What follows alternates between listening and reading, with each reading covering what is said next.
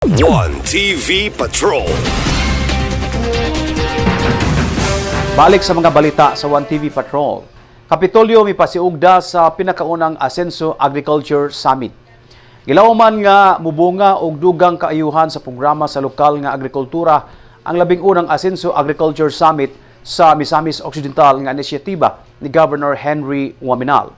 Itoyo ni Governor Henry Waminal nga maimbitar ang mga local chief executive uban ang mga municipal o city agriculture officer, mga representante sa mga association o farmers association uban pang grupo nga adunay concern sa agrikultura.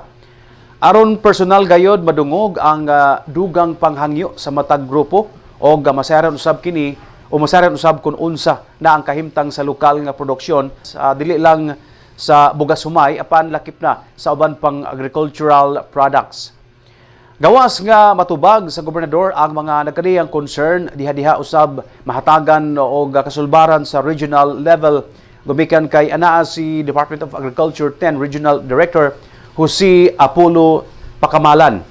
Partikular sa gipasalig sa Department of Agriculture ang pagtubag sa panginahanglanon sa laboratorio sa soil testing o ang dugang pagpalambo sa irigasyon o patubig nga gitubag usab sa mga representante sa NEA o National Irrigation Administration.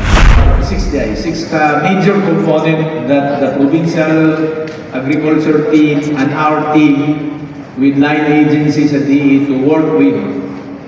One, to prepare for the 2027 Agriculture and Fishery Investment and Development Plan. One, we are going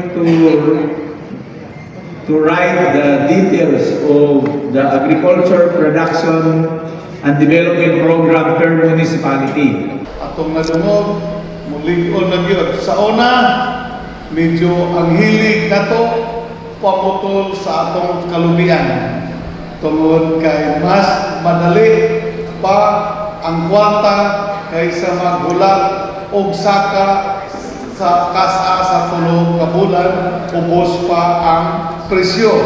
Karon, we are inspired to do the planting tungod kay ang atong coconut industry gitagaan na sa pagtagad sa atong gobyerno under the stewardship of President Bongbong Marcos. Now here, ang atong regional manager sa PCA na sa akong gingon, bilid ko bilang wa gyud magluka. Now, si Ma'am Ibit Buanson sa PCA 10, kauban sa ang iyang mga critical staff.